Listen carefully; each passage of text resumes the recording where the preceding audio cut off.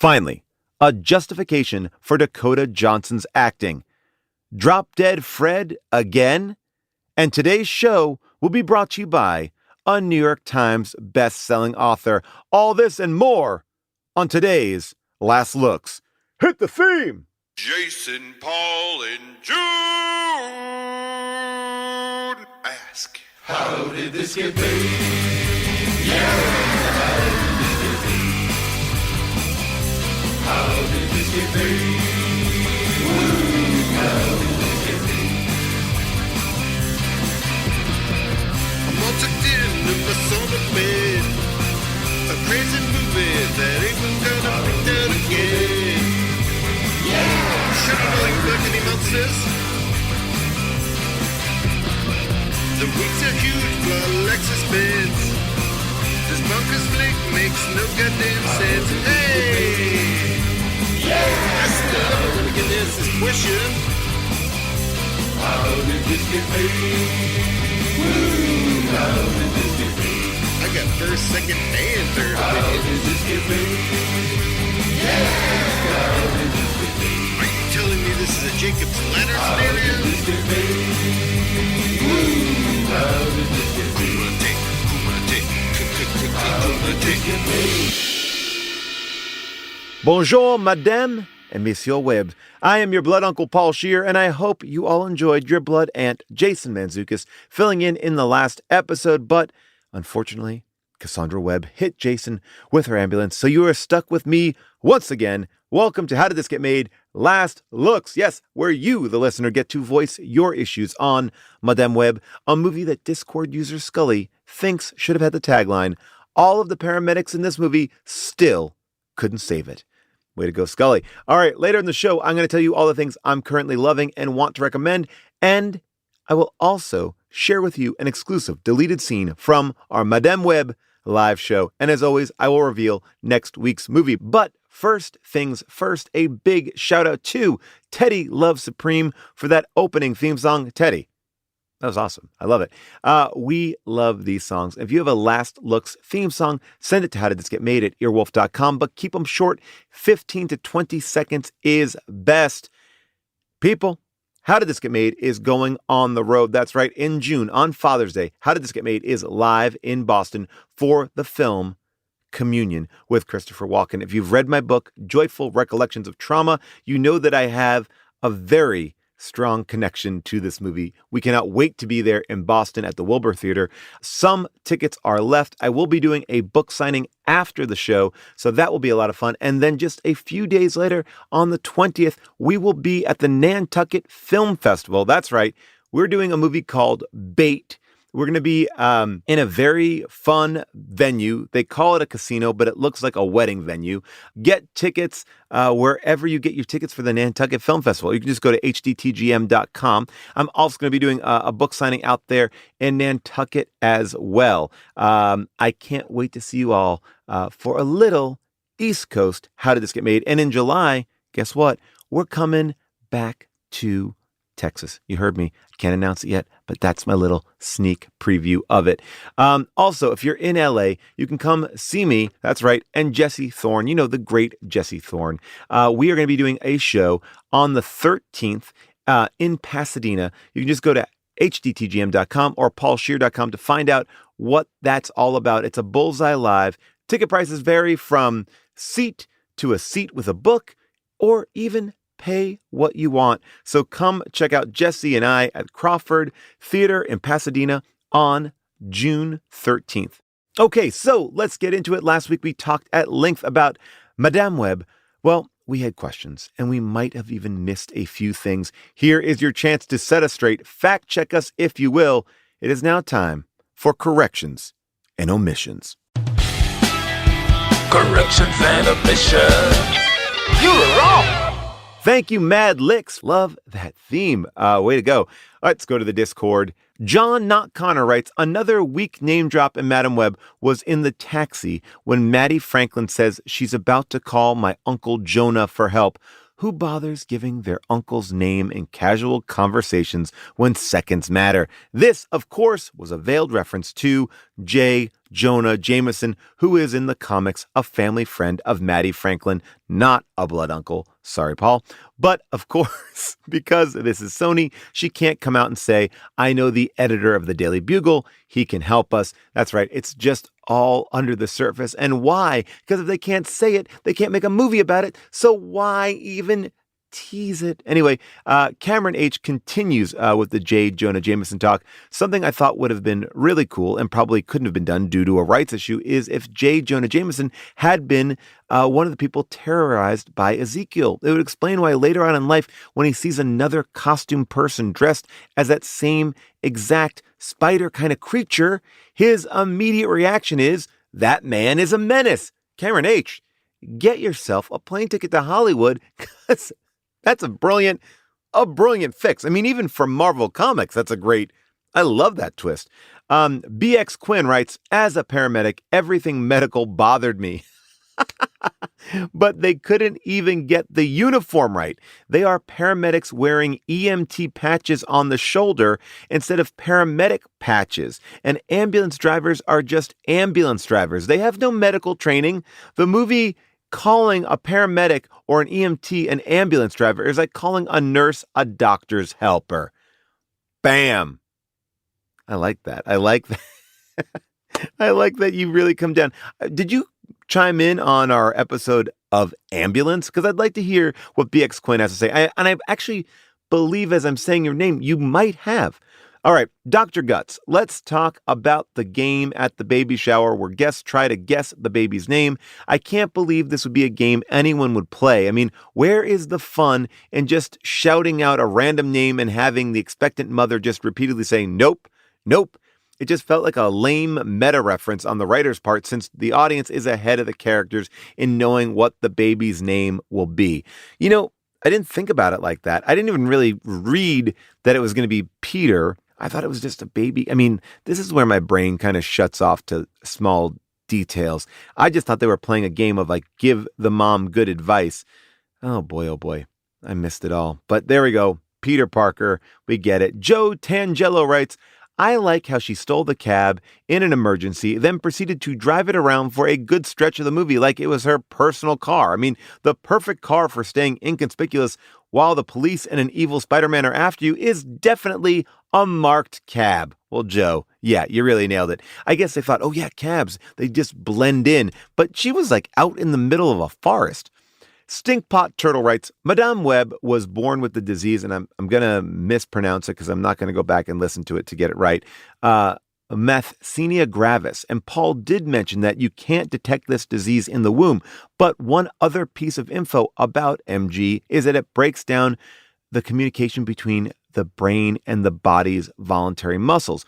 Or did I say body? I meant body and face. One of the most common symptoms is expressionless, mask-like face. Another is speaking monotone. Quoted directly from the MG Foundation of America's website, voice problems seen in MG include vocal fatigue, difficulty controlling pitch, or a monotone voice. So maybe the spider didn't cure Cassie after all. Oh my God, Stinkpot Turtle. I don't want to laugh at that, at obviously anyone who has this, but way to go. Cameron H. again chimes in. The moment which truly solidified for me that perhaps no one involved with this movie cared was when Cassie takes her Cessna jaunt down to Peru for the afternoon, and she tells the Peruvian Spider-Man how her mother wrote that Las Arañas were a myth. He asks her, and what did you think? And her answer is, I think she was crazy to come down here by herself. First of all, fucking rude, Madam Webb. Second of all, she wasn't alone. The man she hired for her security killed her. And lastly, you currently are alone in Peru yourself. Cameron H., way to serve it up to Cassie. All right, we're going to take a quick break. And when we're back, we will hit the phone lines for more corrections and omissions. And of course, we will announce our next movie. Stick around. Welcome back to Last Looks. We have some very important corrections and omissions to go through from Madam Webb. Let's go to the phones. First up, Kelly. Hi, Paul or Jason. I don't want anyone to be mad at me if he is posting another episode. I have an omission for Madam Webb. something that was not mentioned, which was very confusing to me, was how there was a headline on the newspaper the very same day that the girls were supposedly kidnapped. I'm pretty sure it was the same day. And then this brings an alternate question, which is, if it is the following day, that means Madam Web left the girls in the forest overnight, and they slept where? On what? Just, something I've been thinking about a lot. Thanks. Yeah. Well, you know what? These newspapers have to keep up with the internet. I hear that current newspapers print 5 to 10 copies a day just to get the latest headlines up there. I mean, the newspaper work in this movie was bad, but let's go back to J. Jonah Jameson. Maybe that's how he becomes like a great newspaper man. He releases not only an evening and a morning edition, which, by the way, if we want to give the movie some benefit of the doubt, that was a thing. An evening edition and a morning edition. I think. Am I making that up? I might be. Anyway, Kelly, you're fucking right. I don't care. But J. Jonah Jameson, he released 3 editions a day. Yes, he lost a ton of money, but he had the latest news always. All right, Anonymous. Ooh, I love an anonymous call. What do we got? Hey, Paul, or Jason. I guess it's for the Madam Web episode. Sorry, it's for the Madam Web episode. The reason why Ezekiel is trying to kill the girls is not because, well, in the movie, they've conflated it. What happens is that they combine 2 characters. Ezekiel is also combined with a character called Moreland. Moreland was in the comics, was going around killing the spider people to absorb their powers. That's why he was trying to go after Maddie, Julia, and Aranya. He was to kill them and steal their powers. I don't know why they never put that in the movie, because it would have made the movie so much more interesting as opposed to, I'm going to kill them because I had a dream. But anyway, great show. Thank you so much. I love the show. Have a great day. Yes, yes, yes. That's what this movie needed. I mean, really, this movie needed something. You can clearly tell that they just re-edited it and rewrote it in every step of the process. And they just made it so fucking dumb and simple. And the simplicity of it is so lame. It's like he just is afraid to die. And why would he be dying? Because we don't even understand what he's doing that's bad. Oh, gosh, it makes me angry all over again. Catherine from Paris, what do you got? Hi, Paul. This is Catherine from Paris. I just listened to the Madame Web episode, and I don't understand why it's called Madame Web. I thought you would have some explanation, but she's not French. She likes pigeons, but she's not French. So that was confusing to me. And I also wanted to say something that made me laugh about that apparently Jason had the same doctor as I did for his colonoscopy. The guy I saw told me, oh, you're going to love the drug. It's the same thing Michael Jackson takes. Well, took. And so, I can only recommend doing a colonoscopy because I'm not that old. And there was something. They found something, and it was not spider webs or any superpower.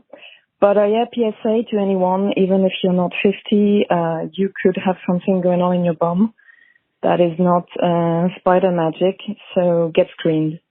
That's all. And thank you for making such a fun show. Bye. All right. I believe that. Talk to your doctor about that. I asked my doctor about a colonoscopy. He told me I didn't show any signs that needed one under 50, but we should be checking it out. Talk to your doctor. Get yourself a colonoscopy. Okay, and let's get to your big point, which is, why is she Madame Web if she's not French? I mean, maybe a more appropriate name would be like La Reina, right? La Reina. It's, happened there, happened in a Spanish-speaking country. Why do we go to French? I mean, that's a Marvel thing. So I don't want to blame this movie too much about that. They just had to take what they had. So send that to, send it to your local Marvel editor and find out what they're going to say. Let's go to Addie from St. Louis. Wow, lots of calls this week. Addie from St. Louis, what do you got? Hi. There are 2 things this movie does that just a lot of movies do, and it's so inaccurate. It drives me up a wall. The first is giving it cat milk. Once cats are weaned, they are lactose intolerant and should not have any kind of dairy, especially milk. And movies keep doing this. I'm like, you're putting bad information out there. Please stop showing cats drinking milk. The second one, which I more recently learned, was that when a woman's water breaks, unless it's like a weird color or smell, there's like blood or something, you don't have to immediately get to the hospital or the baby's going to come out. I am 38 weeks pregnant and just recently learned this because I always learned from movies like, oh, the water breaks, you got to go. And it's like, no, you usually have quite a few hours before the baby's going to come out. And also, it's usually a trickle, not a giant gush, if your water breaks. So my question kind of is, why do movies keep showing these things as facts and, making people think, like me, that they're real? I just like some insight. Thank you. Bye. Finally, a cat and I share something in common. We are both lactose intolerant.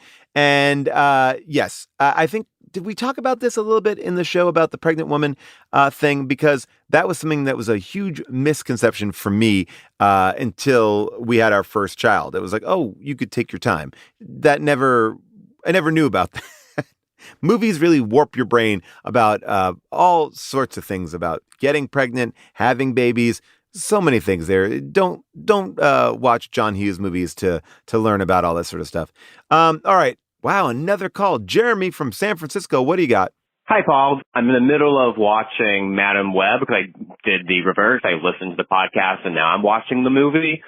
At minute 55, when Dakota Johnson is looking at the notebook from her mother, there's a bunch of molecules. And I have a PhD in chemistry, and the way that nitrogen is in those molecules, it can never form. Like, those molecules just do not exist. It's just flat out false, bad science. And I'm just really surprised that nobody caught that. Thanks. Bye. Fuck yeah, Jeremy. I love that you are pausing the movie to figure this shit out. And let me tell you, I work with a bunch of great prop masters, and that just seems like super ass lazy because normally they have these things that they can pull on. The fact that they didn't even go to somebody to make it even kind of right. Wow, these corrections and omissions are stunning. I don't even know if I can pick a winner. I mean, there are so many in here that are so good. I have to say, though, and again, I don't want to make fun of anyone with Mythicania gravis, but Stinkpock Turtle, you, I think, might have busted open the funniest reveal of this entire movie that ties everything together. So you are our winner, and you get this amazing song from the Action Jackson 5. Hit it! You win. As this week's winner, you will receive the admiration of dozens, if not hundreds of listeners. Otherwise, you win nothing. Thank you, Action Jackson 5, for that winner theme song. Remember, if you want to submit an alt movie tagline or chime in with your own thoughts about the latest episode, hit up the Discord at discord.gg/hdtgm or call us at 619-PAUL-ASK. That's 619-PAUL-ASK. Coming up after one final break, I'll recommend all the things I'm currently enjoying, and then I will announce next week's movie. But first, I've got some bonus audience questions from our Madame Web live show to play for you. Check out this deleted scene. How are you? I'm good. I'm John. So Cassie, Cassandra. Thank you. Put some respect on her name. Cassie Webb. In Greek mythology, there's this character, Cassandra, who can see the future. Okay. But she's also cursed so that no one ever believes her. Oh. But that's not what's happening here. No, I mean, that's an interesting observation, but is that in the comics? Do you know if that's in the comics? I don't. Okay, anyone? But I do think that's probably yes. why she is named Cassandra, yes. Okay, well, thank you. All right, great. We learned a little bit here tonight. All right, I love it. All right, yeah. Okay, your name, your question. I'm Sandy. My question is, in the beginning of the movie, when the ambulance gets hit by the trash truck or whatever, it pans out and the trash truck is headed straight into a river or stream, or it's going straight into the water. So there does seem There seems to be a lot of trucks flying into water. Yes. A lot of things are like I lived in New York for many years. I never saw cars jump off as many bridges as this movie shows. All right, your name, your question. Sean, this might be more of an unspooled question, but why? Get out. That's not this podcast, buddy. Thank you. Well, then ask it on Unspooled, Sean. Take it. Paul, We'll walk take away. it. Walk away. We'll let Amy Nicholson answer. Why in the motel room was the wallpaper in the motel room matching the carpet from The Shining? Yes, we all noticed that. You're smart. We get it. Okay. We know, though. It was a callback to the wallpaper and the rug.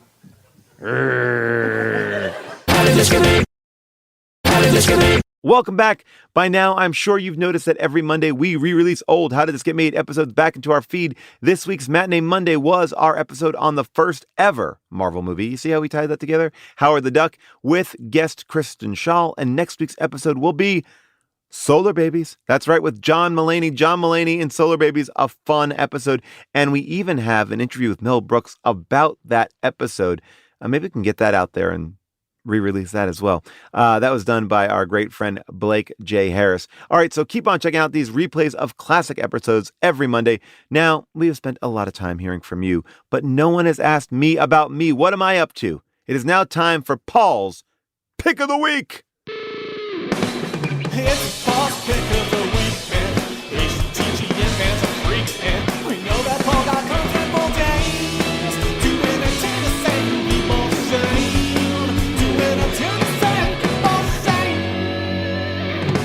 Thank you, Jonathan Apgar. Wow, that was a great theme. People, thank you. Thank you for coming out for my book tour. You made me a New York Times bestseller. I mean, truly, I am floored by that. You know how hard that is? I didn't realize how hard that was until I had a book. I came out in a week where there were 5 nonfiction books released. 3 of them were memoirs, and I still got on the New York Times bestseller list. That is an impossible task. I got on the indie bookstore bestseller list, which means that you've all been purchasing from indie bookstores. I can't thank the indie bookstores enough, from the Strand to Elliott Bay to Powell's, everybody who has been so supportive. Word Bookstore in Brooklyn. I have just been completely blown away. Thank you, thank you, thank you for buying the book, buying the audiobook. Thank you for reviewing it. I mean, that's the other thing. You all have been reviewing this book.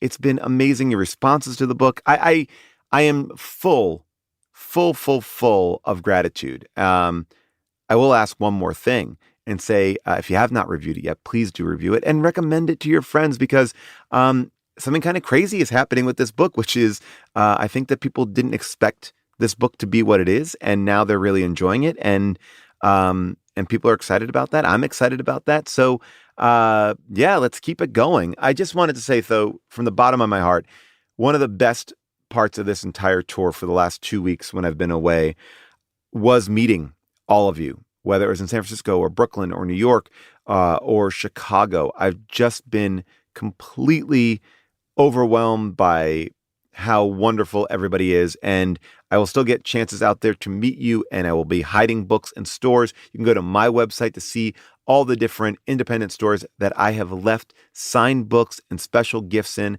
You can go anywhere from San Francisco to Chicago to New York. Every place that I've been trying to give a good amount of signed books. So I will keep on updating that list on my website, and I will have that on the Discord as well. But I just truly blown away.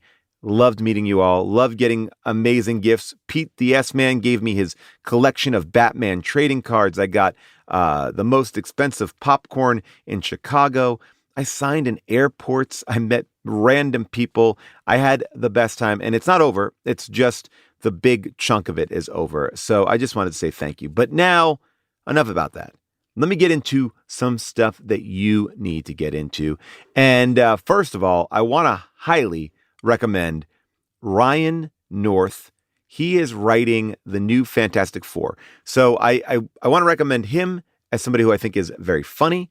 But I also think that his Fantastic Four run is genius. He's written some books.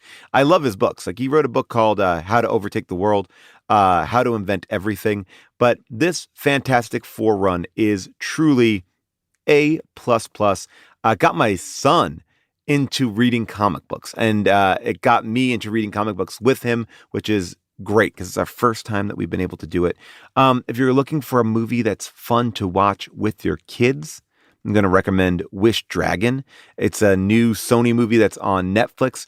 My son went nuts for it, and I was a little bit nervous about it because he made me watch that Woody Woodpecker movie, and I didn't really love that one. But I get why it could be fun, I guess. Anyway, Wish Dragon, I enjoyed so much more. It's kind of like Aladdin, but with a little bit of a different spin on it. I really, really enjoyed it. All right, let's also talk about books. People, I am a New York Times best-selling author, so yeah, I'm going to recommend some fucking books. Chelsea Devantez, you heard her on our 50 Shades of Grey episodes. She has a brand new book out. It is called I Shouldn't Be Telling You This, but I'm Going to Anyway. Chelsea is absolutely fantastic. Her book is perfect. If you want to listen to it, go to bookshop.org or libro.org, and they will give money to independent bookstores, but support her. Her book is coming out. I'm also reading, and I got to say, it's pretty fucking great. Eruption, which is essentially a Michael Crichton book, but he passed away before he was able to finish it. So they got James Patterson to finish a Michael Crichton book about the biggest earthquake of all time happening on Hawaii's Big Island. It is so fun. I'm in the middle of it right now, and I'm loving every single moment of it. It is so, so good. I know I'm a little bit late to the game on this one, but The Wager is a fantastic read. And if you don't want to read The Wager, it's a true story about a British maritime ship that is lost at sea. A year later, the survivors of the shipwreck arrive. And then a year after that, another ship of survivors arrive and are like, fuck those first survivors. That's how the book starts. It is great. It's, I think, one of the books of the year, The Wager. It's written by the same guy who did Killers of the Flower Moon, but the audiobook of that is really fucking solid. I love it. I'm cursing a lot, probably because I'm tired, but I really, really wanted to recommend those. If we're talking music, I want to recommend Chief Keef's new album, or I think it's new, Almighty So 2. I really have been digging that. Also, I mean, there's so many things I have been doing. I gotta recommend people to get up on Summer House. It is, I think, one of the best Bravo shows. It really is a fun one to start off on. I'm all on board with all the drama going on there. I think this is a good season. You could start on this season. I really do think you could start on this season and you would just enjoy it for all that it is. Somebody asked me when I was on Watch What Happens Live, they're like, how do I tell my husband to watch Bravo with me? I think that Summer House might be the best entry point. I really do believe that. I am a big believer in that show and the positive power of it. I also really, I'm in a Bosch hole right now. Bosch season 5 and 6, just devoured them. I'm late on the game to Bosch a little bit, and I've been loving those. And I will say that on Unspooled, we went back and watched the original Mad Max, and now I've been on a Mad Max run. So I've watched Mad Max 1, 2, and 3, getting geared up for Furiosa. And gosh, I got to tell you, Bad Boys 2, let's talk about it. I'm actually going to be on, I think, Dave Chensky's podcast talking about Bad Boys 2 next week. So take a listen for that. All right. I think I've given you a bunch of different things. I'm never going to be as thorough as Jason is, but let me tell you this. I will say that, you know, that I'm a huge Survivor fan. And I almost lost my shit when I saw our friend of the pod, John Lovett, as a cast member on next season's Survivor. It's a must tune in. I hated the ending of this Survivor. I think these people played a very dumb game. I'm very angry at it, but this is not a Survivor podcast, so I'm not going to go into detail about that as well. But Maybe next season I should. People say I should. I want to. Anyway, you can subscribe to my Substack. Maybe I can go in there and bitch about Survivor.